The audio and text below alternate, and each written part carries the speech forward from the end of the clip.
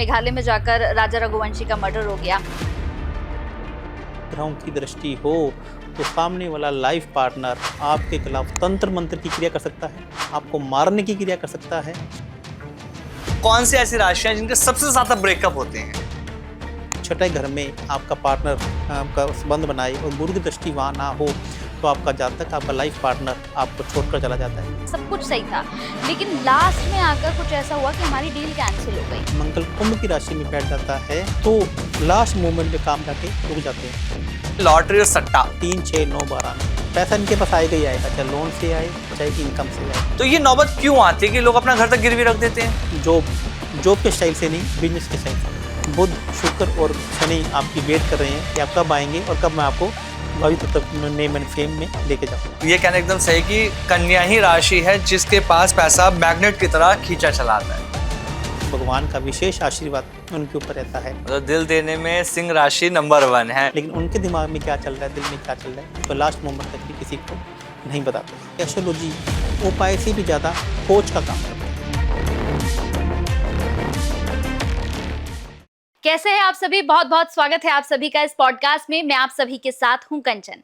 आज का पॉडकास्ट हम सभी के लिए बहुत ही ज्यादा खास होने जा रहा है। जी हाँ, जो लोग सुबह उठकर सबसे पहले ये देखते हैं कि भाई हम जल्दी से सोशल मीडिया खोल लें, टीवी खोल लें या न्यूज़पेपर में देख लें कि हमारी राशि हमसे क्या कुछ कह रही है, तो उन सभी के लिए ये पॉडकास्ट बहुत खास है। अगर आप भी अपनी राशि देखने के बाद ही अपने घर से बाहर निकलते हैं तो ये पॉडकास्ट आप लोगों के लिए बहुत ही स्पेशल होने जा रहा है। जी हाँ, आज इस पॉडकास्ट में हम बताएंगे कि आपकी राशि आपसे क्या कहती है, राशियों का कमाल क्या होता है, क्या प्रभाव आपकी जिंदगी पे ये डालते हैं। तो चलिए फिर शुरू करते हैं इस खास पॉडकास्ट को। हमारे साथ जाने माने ज्योतिषाचार्य लव भूषण जी है। बहुत बहुत स्वागत है सर आपका। नमस्कार। नमस्ते।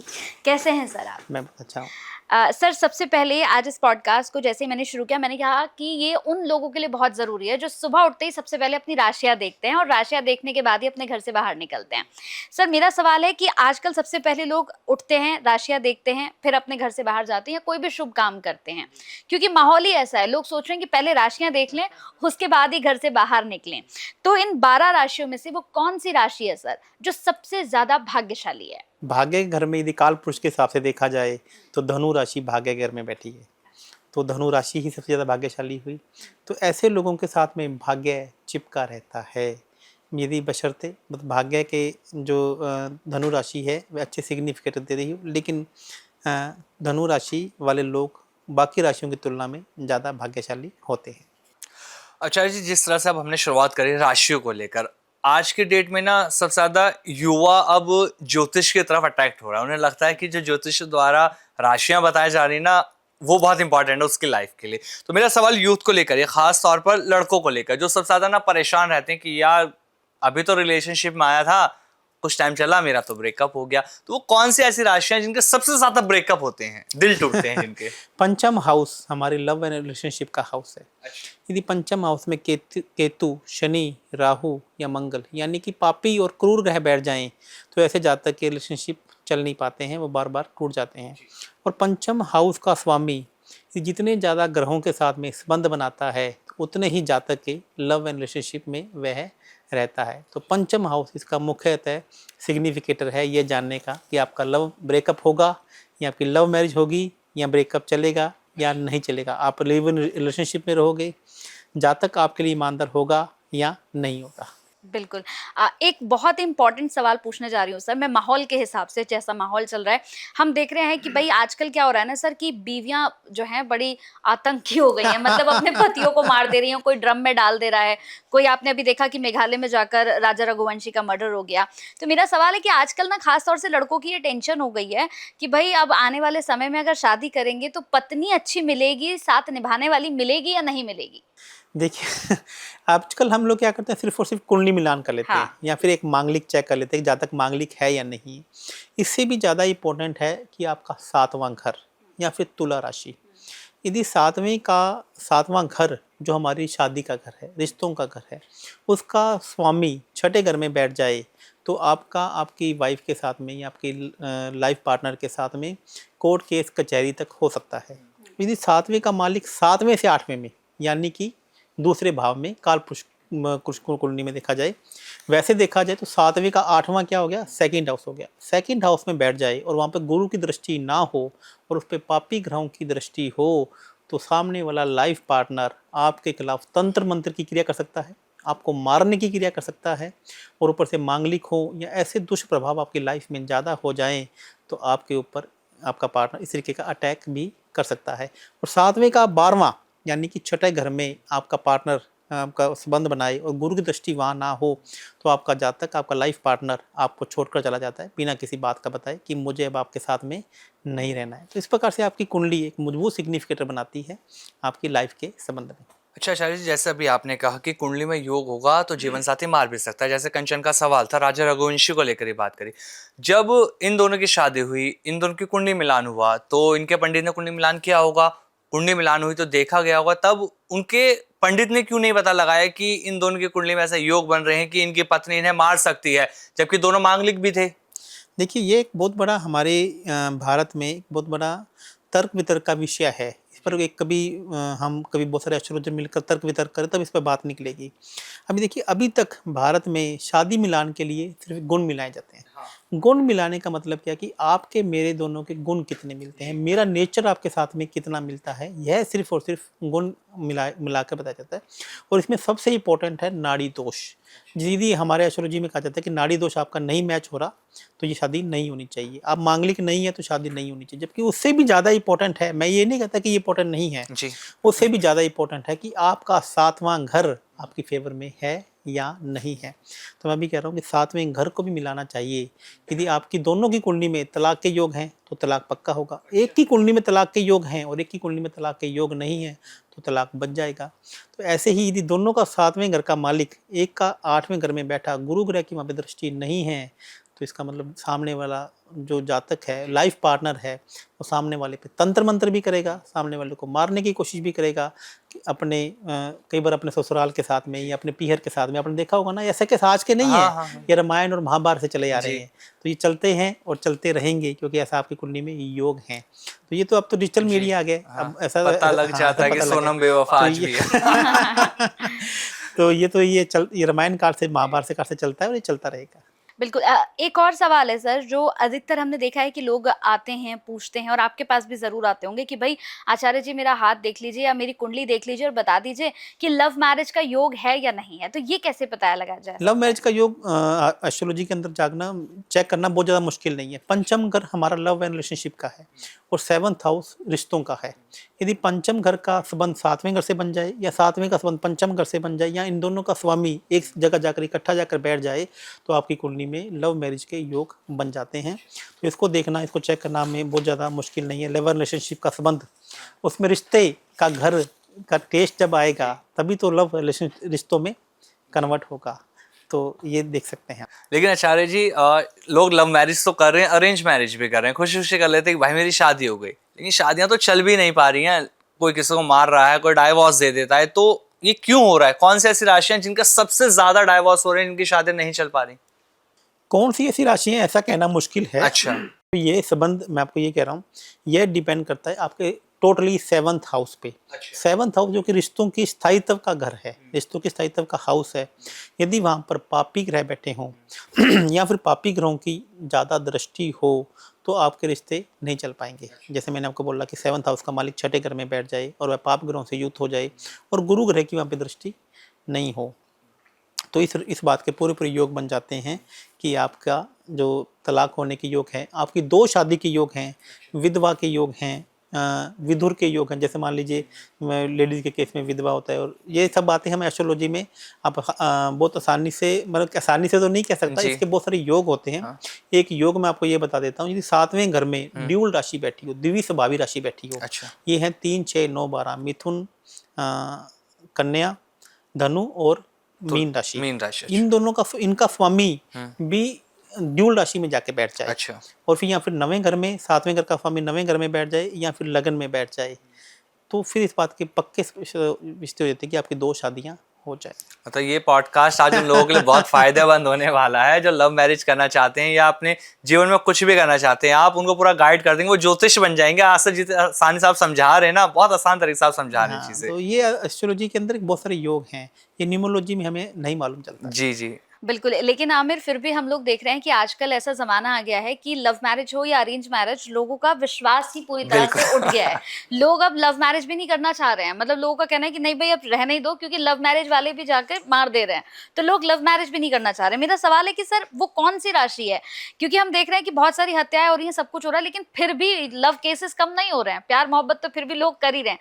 तो वो कौन-सी राशि है सर जो पहली बार देखते ही किसी की मोहब्बत में पड़ जाए? वाह, सिंह राशि। अच्छा।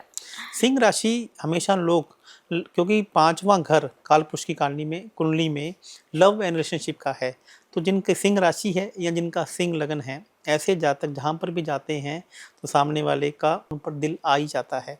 ऐसे जातक जिनकी सिंह राशि है या सिंह लगन है, ऐसे जातक के मल्टीपल फ्रेंड्स होंगे, मल्टीपल लव एंड रिश्ते होने के भी ऐसे लोगों के योग होते हैं, क्योंकि भगवान का विशेष आशीर्वाद उनके ऊपर रहता है। और जो सिंह राशि है, इसे सोशल कनेक्शन की राशि भी कहा जाता है। तो ऐसे लोगों के बड़े बड़े लोगों के साथ में या अपोजिट जो सेक्स मतलब मेल है तो फीमेल के साथ में, फीमेल है तो मेल के साथ में योग कनेक्शन होने के भी योग बहुत ज़्यादा बन जाते हैं, क्योंकि ये सूर्य देवता की उन पर पहले से विशेष कृपा है।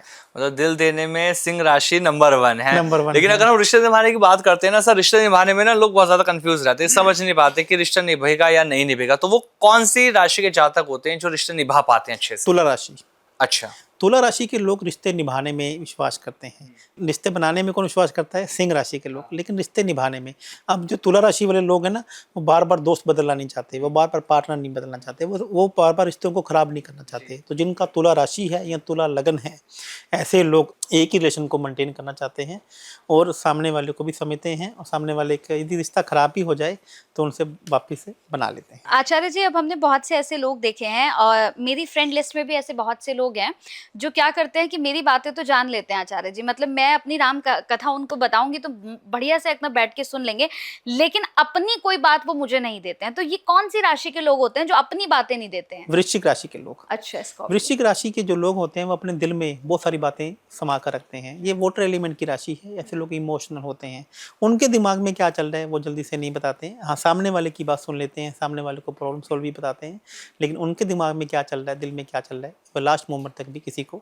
नहीं बताते हैं। लेकिन आचार्य जी, वहीं बहुत सारे लोग ऐसे भी होते हैं ना जिनके पेट में कुछ पचता ही नहीं। अगर मैं बात करूं, बहुत सारे लोग ऑफिस में, जैसा भी कंचन ने बात करी है, ऑफिस में ऐसे लोग भी बहुत सारे होते हैं ना जो गॉसिप करते हैं, जो कहते हैं ना इधर से उधर करना, आग लगाना, जो बड़े की यूज चलता है सबसे ज्यादा।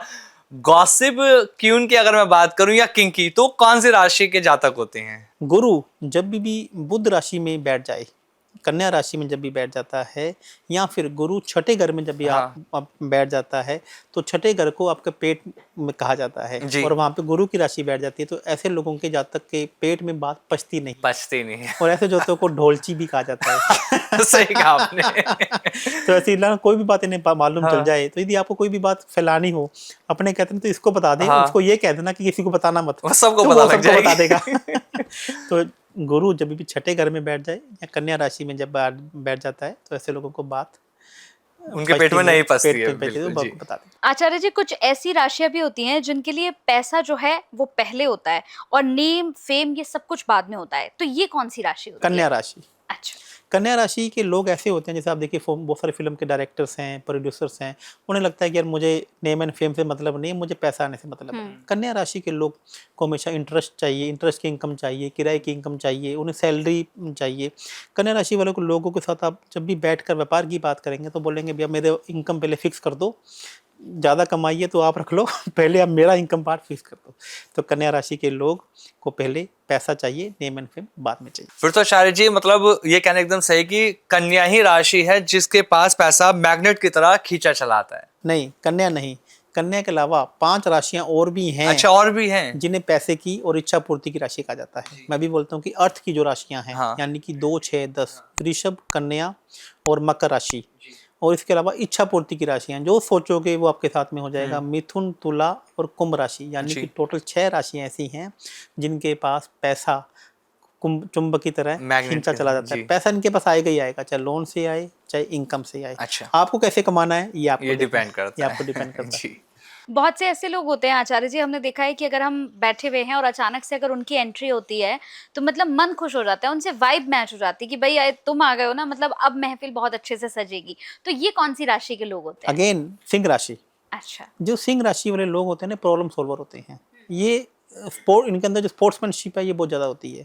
ऐसे लोग सॉफ्टवेयर डेवलपर होते हैं, तो ऐसे जो कहीं भी जाएंगे तो सामने वाले की प्रॉब्लम सॉल्व करने में इन्हें बड़ा मज़ा आता है। ये चुटकियों में बातों ही बातों में सामने वाले की प्रॉब्लम सॉल्व कर देंगे, सामने वाले की बात सुनेंगे और तुरंत उसकी प्रॉब्लम जो ये ऐसे लोग किसी मीटिंग में नहीं भी जाएँ, पहले जाकर आ जाए, नहीं आ जाए तो उनको फ़ोन आता है कि यार आप आज आप आए नहीं, आज आप। मेरा एक दोस्त है मुकेश, वो उसकी सिंह राशि है, तो कहाँ पर भी जाता है तो वो 1 मिनट में माहौल को क्या कर देता है, रंगीन कर देता है। वहीं ऐसे कुछ लोग और भी तो होते हैं ना आचार्य जी, जिनकी आवाज में इतनी मिठास होती है कि लोग उन्हें सुनना पसंद करते हैं। उन्हें लगता है कि किसी महफिल में हम बैठे हैं, एक बंदे की कमी यार वो होता तो उसकी आवाज इतनी मिठास में है कि बहुत अच्छा लगता है उसकी आवाज को सुनने में। तो वो ऐसी कौन सी राशि है?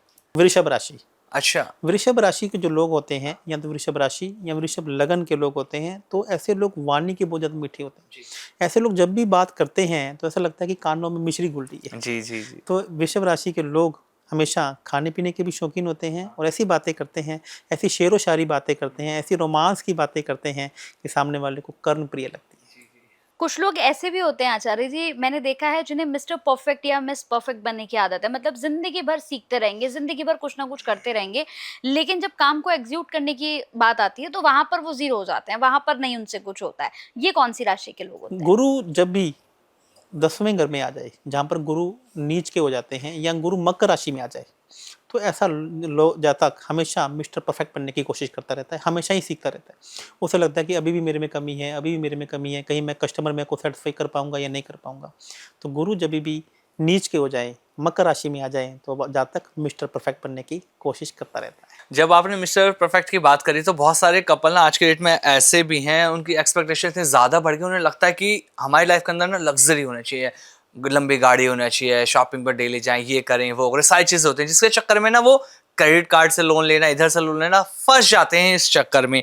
तो इनके लिए क्या क्या कोई ग्रह जिम्मेदार होता है जिस वजह से ऐसा होता है इन लोगों के साथ? छोटे छोटे लोन, हाँ। क्रेडिट कार्ड का मतलब क्या, छोटा लोन, जी। मतलब माइक्रो लोन। हम्म। ये आप इसे कहते हैं प्लास्टिक मनी से लोन। प्लास्टिक मनी का लोन आप जातक के ऊपर तभी चढ़ता है जब बुध और चंद्रमा की युति एक साथ में हो जाती है। छठे घर में हो जाए, 8वें घर में हो जाए या 12वें घर में हो जाए, तो जातक प्लास्टिक मनी से लोन लेता है और उसमें फंसता ही चला जाता है।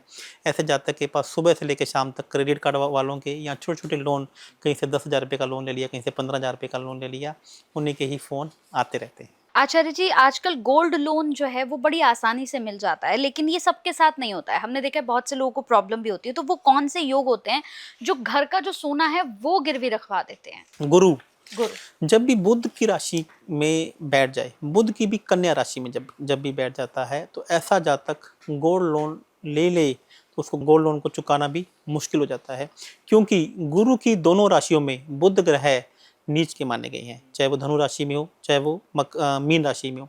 तो ऐसे ही जब बुध को ये मालूम चल गया कि मेरे को गुरु ग्रह ने स्थान नहीं दिया, तो जैसे ही गुरु यहाँ पर बुध की कन्या राशि में आकर बैठ जाए, तो वह गोल्ड लोन को गिरवी करवा देता है, क्योंकि गोल्ड किसे देखा जाता है, गुरु ग्रह से देखा जाता है। तो ऐसा जातक गोल्ड लोन ले या वह गोल्ड उसको बेचना पड़ जाता है, लोन चुका नहीं पाता है, या गोल्ड उसके हाथ से कभी कभी गुम भी हो जाता है। जैसे आपने अभी गोल्ड की बात करी आचार्य जी, अभी हमने क्रेडिट कार्ड की बात करी, बहुत सारे लोग ऐसे भी होते हैं कि वो ईएमआई के जाल में फंसते चले जाते हैं और नौबत यहाँ तक आ जाती है, उनके हालात इतने खराब हो जाते हैं कि वो अपने घर के कागज गिरवी रख देते हैं, घर गिरवी रख देते हैं, ताकि उनके ऊपर जो कर्ज है वो उतर सके, वो अपनी लाइफ को जी पाए। तो ये नौबत क्यों आती है कि लोग अपना घर तक गिरवी रख देते हैं? मंगल बुध की युति। अच्छा। जिन भी जातक को अभी आप जितने भी मैं आपको कॉम्बिनेशन बता रहा हूँ, ये लाइव अपने पॉडकास्ट में बता रहा हूँ, आप अपनी कुंडलियाँ खोलिए और ये चेक कीजिए, जितने भी आपको मैंने कॉम्बिनेशन बताए हैं, आपको सभी के सभी कॉम्बिनेशन आपकी कुंडली में बताएंगे। यदि आप उस समस्या से परेशान हैं, यदि आपकी कुंडली में मंगल बुध की युति है, मंगल छठे घर में जाकर बैठ गया है, मंगल बुध की राशि में जाकर बैठ गया है, तो वह जातक डॉक्यूमेंट से लोन आप ले लेते हैं, डॉक्यूमेंट गिरवी रखे, बैंक लोन ले लिया। कई बार हम उचंती में लोगों के पास अपना गिरवी घर रख देते हैं, तो डॉक्यूमेंट बुध है और मंगल लोन है। जी। तो इसका मतलब जब डॉक्यूमेंट को गिरवी रख के लोन लेगा तो जब तक अब उसको चुकाने में या डॉक्यूमेंट को छुड़वाने में बुध ग्रह उसकी जान ले लेगा, उसको इसी जाल में फंसाया रहेगा कि आपको एक लोन को चुकाने में दूसरे लोन के सहारा लेना लेना है। पड़ेगा जी। और वह लोन भी जब तक चुका नहीं पाएगा। बिल्कुल, कई ऐसे लोग भी हमने देखे हैं आचार्य जी, जो अपना खून पसीना देकर जो है मकान बनवाते हैं, घर बनवाते हैं, और लेकिन जिसे वो रेंट पर देते हैं, कुछ समय बाद पता चलता है कि जिसको किराए पे कमरा दिया था उसी ने पूरे मकान को अपने नाम करवा दिया है। तो ऐसा कब होता है? ऐसी बदकिस्मती कब आती है जीवन में? घर जिसे कहते हैं संपत्ति, घर संपत्ति का जो घर है वो चौथा घर है, चतुर्थ घर है। यदि आप चतुर्थ घर में मंगल ग्रह आकर बैठ जाए या कर्क राशि में कहीं पर भी मंगल ग्रह आकर बैठ जाए तो ऐसा जातक किसी को भी प्रॉपर्टी किराए पे दे देता है। या प्रॉपर्टी कभी कभी ऐसा होता है ना, आप बोलते हैं कि आप किसी रिश्तेदार को घर दे देते हैं कि आप कुछ दिन के लिए ले लो, बाद में मुझे खाली कर देना, तो वह जातक सामने वाला आपकी प्रॉपर्टी को अपनी प्रॉपर्टी मान लेता है। तो किराएदार अपनी प्रॉपर्टी मान लेता है, जिसी को किसी रिश्तेदार को या दोस्त को दे दिया तो वह अपनी प्रॉपर्टी मान लेता है। तो वह जातक को खाली कराने में या आपको ये कराने में आपको कानूनी विवाद का सहारा लेना पड़ता है, और उसके बाद भी आपको तारीख पे तारीख मिलती रहती है, क्योंकि मंगल ग्रह यहाँ पे क्या हो गए हैं, नीच के हो गए हैं। जब हम घर की बात करें तो आचार्य जी, बहुत सारे केसेस ऐसे भी हम देखते हैं कि इंसान पूरी जिंदगी ना अपनी किराए के मकान में निकाल देता है। उसका सपना तो होता है, हर ख्वाहिश होती है कि मेरा अपना खुद का मकान हो, लेकिन वो ऐसा हो नहीं पाता। पूरी जिंदगी किराए पे निकल जाती है, खुद की भी, उसके बच्चों की भी। तो ऐसी नौबत क्यों आती है? क्या वजह है कि पूरी जिंदगी किराए पे ही निकल जाती है मकान? घर के सुख का जो भाव है, हाँ। जब मैंने बताया कि चौथा घर घर के सुख का भाव है। हाँ। घर के सुख के भाव में जब भी नीच ग्रह के साथ में कोई पापी ग्रह भी बैठ जाए, जैसे मंगल के साथ में केतु बैठ जाए, मंगल के साथ में शनि बैठ जाए, मंगल के साथ में राहु बैठ जाए, और ऊपर से इन्हीं में तीनों में से किसी ग्रह की दृष्टि भी पड़ जाए, तो इसका मतलब है जातक को अब घर का सुख नहीं है। क्योंकि सुखेश जो है वो चौथा घर है। यहाँ पर इन ग्रहों के जितने पापी ग्रहों की, क्रूर ग्रहों की मित्रता या सलिप्ता होगी, जातक को घर का सुख नहीं मिल पाता है। आचार्य जी, बहुत से लोग मुझे ऐसे मिलते हैं, मेरे रिश्तेदारी में भी ऐसे बहुत से लोग हैं जो कहते हैं कि सब कुछ जीवन में ठीक चल रहा था, सारी डील फाइनल हो गई थी, एक मकान जो है बेच रहे थे, सब कुछ सही था, लेकिन लास्ट में आकर कुछ ऐसा हुआ कि हमारी डील कैंसिल हो गई। तो ये क्यों होता है आचार्य जी? जब भी मंगल कुंभ की राशि से अपना योग बनाता है, मंगल 11वें घर में बैठा हो या किसी भी भाव में मंगल कुंभ की राशि में बैठ जाता है, तो लास्ट मोमेंट में काम जाके रुक जाते हैं। आप देखेंगे सामने थाली पड़ी है, हाँ। खाना सजा पड़ा है, जैसे आप मुंह में खाना निवाला आपके मुंह में अंदर नहीं जाता है, क्योंकि शनि महाराज की मकर राशि में मंगल उच्च के होते हैं, तो उन्होंने एक राशि पहले मंगल को दे दी है। तो जैसे ही मंगल शनि महाराज की दूसरी राशि में आ जाते हैं तो शनि महाराज जी अब बोलते हैं मंगल, अब मैं तुम्हें नहीं छोड़ूंगा। तो यहाँ पर ऐसे आते ही तो लास्ट मोमेंट पे सामने वाले जातक के काम रुक जाते हैं। अच्छा जी, एक चीज़ और इसमें मैं जानना चाहता हूँ, बहुत सारे लोग ऐसे होते हैं जो घर से बहुत ज़्यादा अटैच होते हैं, किसी का दुख देखा उनकी आंखों में आंसू आ गए। ऐसे लोग किस मिट्टी से बने होते हैं? कौन सी राशि के लोग होते हैं? कर्क राशि। कर्क राशि जिसे चलता हुआ पानी कहा जाता है, अच्छा। जिसे बहता हुआ पानी कहा जाता है, तो कर्क राशि के लोग बहुत इमोशनल होते हैं, वो बड़ी डीप और गहराई वाले होते हैं। वह सभी सामने वाले को अपने ही कार्य क्षेत्र में उनके पास में जाके कोई रोने लग जाए तो उन्हें बहुत जल्दी अपना कंधा दे देते हैं। कर्क राशि और या फिर कर्क लगन के लोग, जैसे भगवान श्री राम का कर्क लगन है, इमोशनली हो जाते हैं। इंदिरा गांधी जिनका कर्क लगन है, ऐसे बहुत सारे लोग हैं जी। जो बहुत सारे इमोशनली अटैच हो जाते हैं। मेरा खुद का कर्क लगन है। अच्छा। आचार्य जी, कई लोग ऐसे होते हैं जिनका दिमाग, मैं देखती हूँ कि 24 घंटे ही बिजनेस में चलता रहता है। मेरे बहुत ऐसे खास लोग हैं जो हर वक्त बिजनेस का ही सोचते रहते हैं कि कहाँ से पैसा आ जाए, कहाँ से बिजनेस अच्छे से चल पाएगा। तो ये बिजनेस माइंडेड राशि कौन कौन सी होती है? तुला राशि। तुला राशि जिसे बिजनेस की राशि कहा जाता है, बिजनेस माइंडेड की राशि कहा जाता है। ये कहीं पर भी जाएंगे, कहीं पर भी बात करेंगे तो इन्हें हर बिजनेस में, हर बात में बिजनेस दिखेगा कि इस आइडिया को मैं बिजनेस में कैसे कन्वर्ट कर दूँ। तो आज जितने भी बिजनेस आइडिया जिनके तुरंत बिजनेस के लिए किया है, या तो तुला राशि के लोग हैं या तुला राशि उनके लगन में बैठी हुई है। तो ऐसे लोग एक बिजनेस आइडिया को पिक करते हैं और उस आइडिया को बहुत बड़े बिजनेस में तब्दील कर देते हैं। और वहीं कुछ लोग ऐसे भी होते हैं आचार्य जी, जो हार नहीं मानते, वो किसी भी लेवल का रिस्क लेने के लिए तैयार रहते हैं। उन्हें हार नहीं माननी, उन्हें ये पता है भैया मैं रिस्क लूंगा तो ये काम हो जाएगा। ये कौन से ऐसे खास राशि वाले लोग होते हैं? सबसे ज़्यादा तो जो रिस्क टेकिंग कैपेसिटी है वो है वृश्चिक राशि में। आप इंडिया के जितने भी रिस्क टेकर देखेंगे, जिनका चंद्रमा वृश्चिक राशि का है, वह सबसे बड़े रिस्क टेकर हैं और वह बहुत बड़ी रिस्क लेते हैं। और उनके दिमाग में क्या चल रहा है वो किसी को नहीं बताते हैं, और लास्ट मोमेंट पे बताएंगे। They are higher risk taker in 12 राशियों में से जिसे कहेंगे वृश्चिक राशि। कई ऐसे लोग हमने आचार्य जी देखे हैं जो ऑफिस में बड़ा सूट बूट पहने रहते हैं, मतलब बिल्कुल अच्छे से वेल मेंटेन्ड होके कोट पैंट पहन के अच्छे से रहते हैं। क्या ये कोई खास राशि होती है जो खुद को बिल्कुल सजा के संवार के रखते हैं? मकर राशि। मकर राशि या फिर मकर लगन जिनका होता है वो हमेशा घर से जब भी निकलेंगे सूट बूट होकर निकलेंगे, किसी से जातक से मिलने जाएंगे हमेशा तैयार होकर जाएंगे। अब विजय माल्या जी की राशि देख लीजिए, मकर राशि है। तो ऐसे लोग हमेशा अपने ऑफिस को भी स्टैंडर्ड मेंटेन करके रखेंगे और घर पे भी रहेंगे। ऐसे लोग दिन में अलग कपड़े पहनेंगे, नाइट में सूट अलग सूट पहनेंगे और सुबह मॉर्निंग वॉक पे जाएंगे तो अलग कपड़े पहन कर जाएंगे। ऐसे लोगों को अपना स्टेटस मेंटेन, अच्छे अच्छे लोगों से रिलेशन बनाना, बड़े बड़े लोगों से रिलेशन बनाना इनकी शौकीन होता है। जिस तरह से पूरे पॉडकास्ट में बात कर रहे हैं ना आचार्य जी, बहुत इंटरेस्टिंग चीजें आप बता रहे हैं। अब डिजिटल पे लोग हमें देख रहे हैं, तो मैं इसी से रिलेटेड चीज अब आपसे पूछने वाला हूँ। डिजिटल का जमाना है, सोशल मीडिया हमारी जिंदगी का एक बहुत बड़ा हिस्सा बन चुकी है। पूरा दिन हम लोग उसी पे टाइम स्पेंड करते हैं। बहुत सारे लोग ऐसे हैं जो सोशल मीडिया पे अपना यूट्यूब बनाते हैं, इंस्टाग्राम बनाते हैं, लेकिन फेमस नहीं हो पाते। बहुत टाइम उन्हें हो जाता है, 2-2 3-3 4-4 साल लगा दे, लेकिन फेमस होते। कुछ ऐसे होते हैं, आज अकाउंट बनाया, आज से वीडियो डाली, महीने 2 महीने 3 महीने बाद उनके लगातार फॉलोअर्स बढ़ रहे हैं, सब्सक्राइबर बढ़ रहे हैं, एकदम से उनको एंगेजमेंट मिलनी शुरू हो जाती है।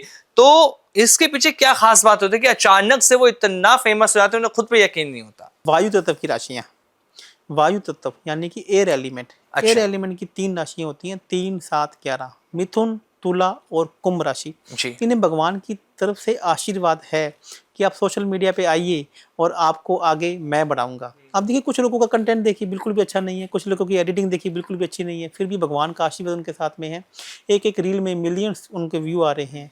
तो वायु तत्व की राशियाँ जिनकी भी हैं, यदि आप वायु तत्व की राशि के लोग हैं और अभी तक आप सोशल मीडिया पे नहीं हैं, आप जाइए। भगवान विष्णु, भगवान बुध, शुक्र और शनि आपकी वेट कर रहे हैं कि आप कब आएंगे और कब मैं आपको वायु तत्व नेम एंड फेम में लेके जाऊंगा। मिथुन, तुला और कुंभ राशि। आचार्य जी, बहुत से लोग हमारे बीच ऐसे भी हैं, हमारे ऑफिस में भी हैं या जहाँ मैं रहती हूँ वहाँ भी, जो चाहते हैं कि जिंदगी बिल्कुल सुकून से चले, मतलब ज्यादा टेंशन हमें चाहिए नहीं, एक फिक्स सैलरी हो, घर में पत्नी हो, शाम को जब जाऊं तो मुस्कुराते हुए गेट खोले, अच्छा खाना मिले, बस इसी में हम खुश हैं। तो ये कौन सी राशि के लोग होते हैं? पृथ्वी तत्व के लोग, यानी कि वृषभ, कन्या और मकर राशि के लोग ऐसे लोग होते हैं जिन्हें एक फिक्स इनकम पहले चाहिए होती है। उन्हें एक ऐसा लगता है कि एक रेंट की इनकम, किराए की इनकम ऐसी हो जाए, अब बाकी चीज़ें सेकेंडरी बाद में देखेंगे। तो पृथ्वी तत्व के जो लोग होते हैं पहले उन्हें एक स्थायी इनकम या फिक्स इनकम वो पहले भागते हैं, उसके बाद वो नेम एंड फेम या लीडरशिप की ओर जाना चाहते हैं। अच्छा शायद जी, जिस तरह से हम राशियों को लेकर अभी तक हम बात करी, हमने ग्रहों को लेकर भी बात करी, अब एक सवाल और मैं आपसे अब जानना चाहता हूँ।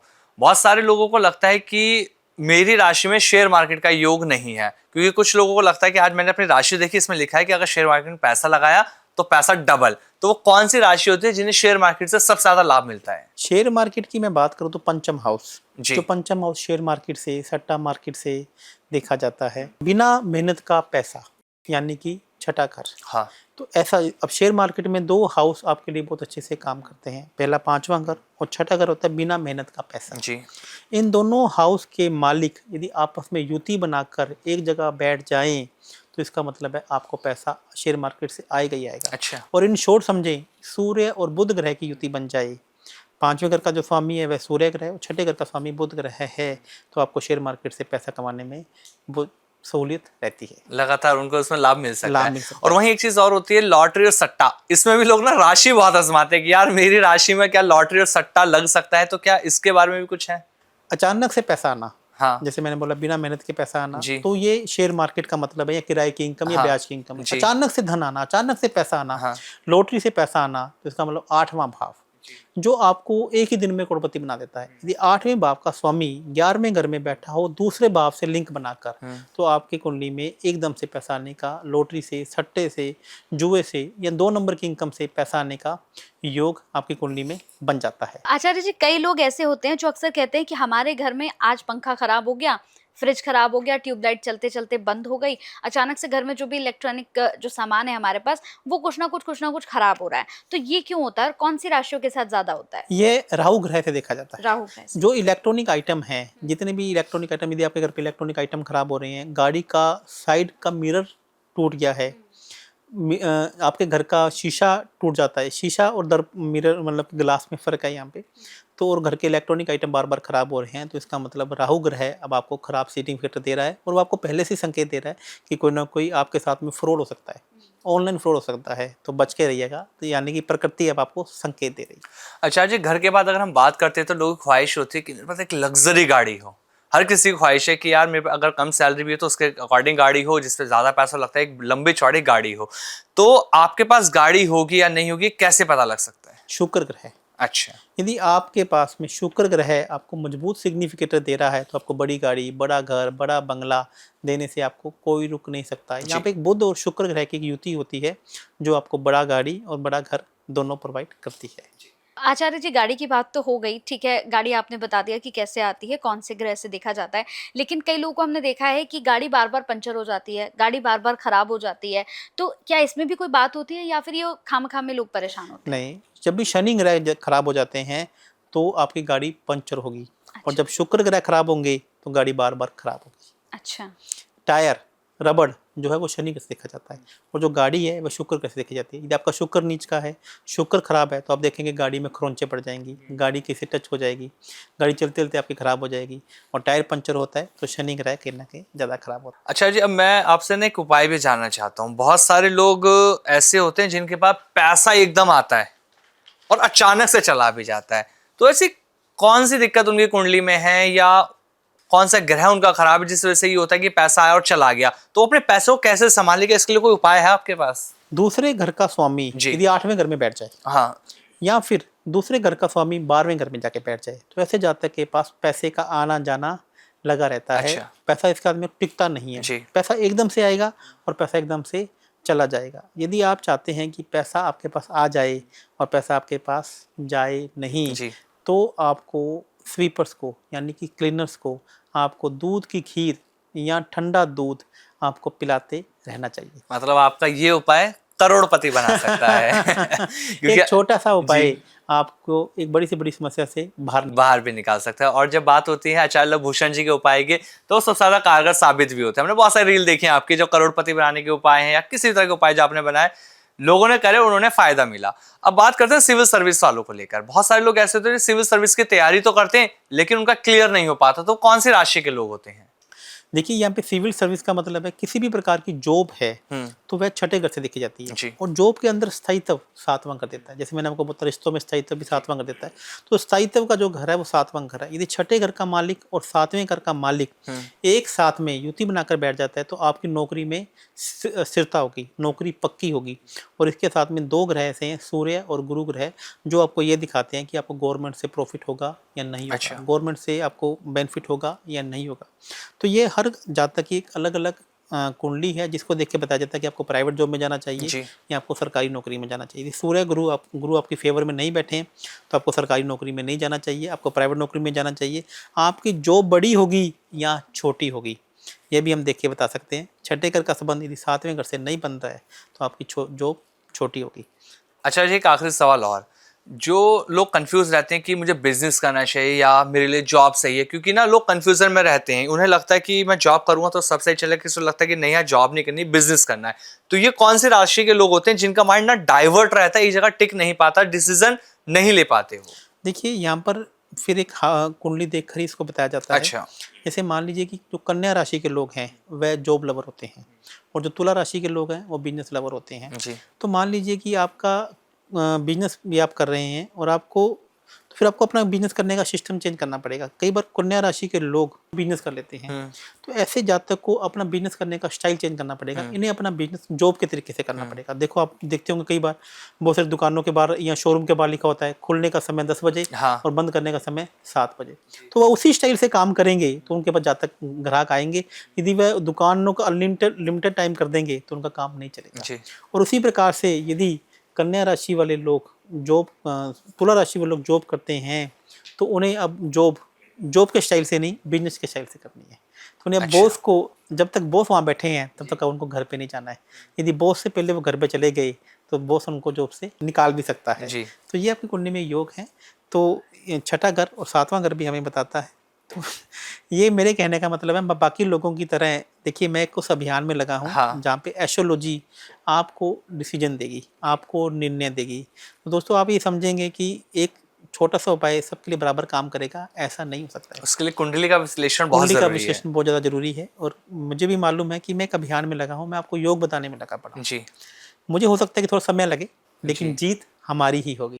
बिल्कुल आचार्य जी, और जो लोग ये पॉडकास्ट देख रहे थे शुरू से वो समझ चुके होंगे, क्योंकि ज्योतिष को लोगों ने एक तरह से ना डर भी बना दिया है। उन्हें लगता है कि यार ज्योतिष के पास जाएंगे तो शायद हम कुछ गलत ही होगा, लेकिन आप जिस तरह से समझा रहे हैं, जिस तरह से बताया आपने, बहुत अच्छे तरीके से समझाया, चीजों को बताया गया। अब जो लोग इस पॉडकास्ट को देख रहे हैं आचार्य जी, उनके लिए आप क्या कहना चाहेंगे, एक लास्ट मैसेज ऐसा जो लोगों की लाइफ को बदल सके? देखिए, मैं आपको ये बात बताना चाहूँगी कि हमारी कुंडली में कुछ लोग ऐसे होते हैं कि किसी भी काम को हाथ लगाते हैं, तुरंत उनके काम बनने लग जाते हैं। तो इसका मतलब कर्मेश आपका बहुत अच्छे धन बैठा हुआ है। कुछ लोग बहुत अच्छे भाग्य को लेकर आए हैं, यानी कि उनका भाग्य का मालिक बहुत अच्छे स्थान पर बैठा हुआ है। तो ये उनके पिछले जन्म के कर्म हैं, उनके पूर्वजों के कर्म हैं। तो हो सकता है वे आपके साथ में नहीं हों। आपने अपने पूर्वजों ने जाने-जाने में या अपने पिछले जन्म में जाने-जाने में कोई बहुत बड़ी गलती कर दी। तो अभी आप उन ग्रहों को, यदि अपने शत्रु ग्रहों को बना लेते हैं, ऐसे कुछ कर्म कर लेते हैं जो आपके पेंडिंग पड़े हैं, जो ग्रह आपसे नाराज़ हैं, तो आप अपने चीज़ों को ठीक कर सकते हैं। जी तो इसके लिए आपको एक अच्छे एस्ट्रोलॉजर के पास, एक अच्छे न्यूमरोलॉजिस्ट के पास, एक अच्छे वास्तु एक्सपर्ट के पास जाना पड़ता है।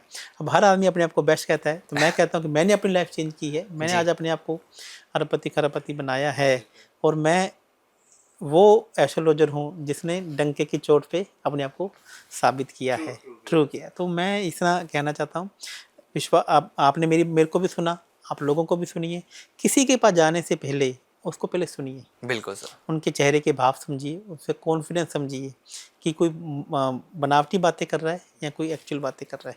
तो एस्ट्रोलॉजी एक धर्म का विषय है, बिल्कुल एक अपने आप को समझने का विषय है। और मैं आपको एक बात बताता हूँ कि एस्ट्रोलॉजी उपाय से भी ज़्यादा कोच का काम करती है, समझने का काम करती है। जैसे मैंने जी। आपको बताया कि आप जॉब भी करते हैं तो आपको बिजनेस के तरीके से करना पड़ेगा।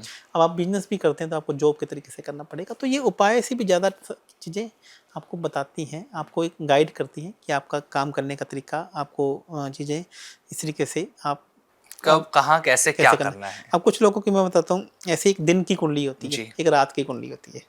यदि आपको दिन में काम सूटेबल करेगा या रात में काम सूटेबल करेगा, आपको वर्क फ्रॉम होम करना चाहिए या वर्क फ्रॉम ऑफिस करना चाहिए। अब मैं आपको बताऊं कि मेरे पास बहुत सारे जातक ऐसे भी आते थे जो वर्क फ्रॉम होम करते थे। अब बोलते कि सर हमारे पास कोई रास्ता भी नहीं है कि हम घर से काम ही करेंगे, हमारे पास कोई रास्ता ही नहीं है, आप ऑफिस बना नहीं सकते। तो मैंने बोला आप घर पे जब भी काम करें तो आपको एक प्रॉपर ऑफिस बनाना पड़ेगा। आप कुर्ते पजामे में या नाइट सूट में बैठ के काम नहीं कर सकते अच्छा कि आपको, क्योंकि आपका वर्क फ्रॉम होम लिखा ही नहीं हुआ है। बिल्कुल आप जब भी घर पे भी बैठें तो एक मार्केट से एक राउंड लगा के फिर बैठें, और एक टेबल चेयर आपकी प्रॉपर होनी चाहिए। जैसे आप कोट पैंट में सूटेड बूटेड होकर बैठे, ऐसे बैठे कीजिए।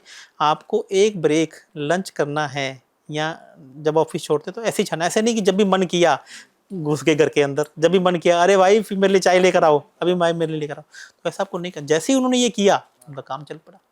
तो एस्ट्रोलॉजी एक कोच की तरह काम करती है, एक आपको ये वो आपको आपका जो काम रुका हुआ है वह आपका करवाता है। और मुझे लगता है कि अगर किसी को भी अपनी जन्म कुंडली का विश्लेषण कराने के बाद अपने जीवन को बदलना है तो लव भूषण जी हमारे साथ हैं। आप उनसे कांटेक्ट कर सकते हैं और अपनी जिंदगी बदल सकते हैं। बहुत अच्छा लगा सर आपसे मिलके, और मैंने कई प्रोग्राम्स आपके साथ किए हैं और काफी आपके बारे में जाना है। तो मुझे लगता है कि वाकई में लोगों को आपसे सीखने और समझने की जरूरत है, क्योंकि आप एक ऐसी रिपोर्ट तैयार करते हैं जो रिपोर्ट बताती है कि आपके जीवन में क्या चल रहा है। बहुत अच्छा लगा सर। तो मैं एक लाइफ चेंजिंग रिपोर्ट हमने ऐसा शुरू किया है जिसमें बहुत सारे लोग मेरे से मिल नहीं पाते हैं, मेरा बहुत सारा वेटिंग पीरियड है। तो आप लाइफ चेंजिंग रिपोर्ट अपनी डेट ऑफ बर्थ डालिए, तो हम आपकी पूरी की पूरी कुंडली आपके सामने खोल के रख देंगे कि अभी आपके साथ में क्या चल रहा है और ये जो समस्या आ रही है उसके पीछे का कारण क्या है। अच्छा जी, जैसा भी लाइफ चेंजिंग रिपोर्ट के बारे में बताइए, एक चीज़ और मैं आपसे पूछना चाहूँगा। जब ज्योतिष के ऊपर हम बातें कर रहे हैं तो बहुत सारे लोगों का ये सवाल भी होगा, मेरा भी आया है, तो क्या वो ज्योतिष आप सिखाते भी हैं जिस तरह से आप चीज़ें बता रहे हैं? जी, मैंने अभी ज्योतिष को सिखाना अभी अच्छा। आरंभ किया है।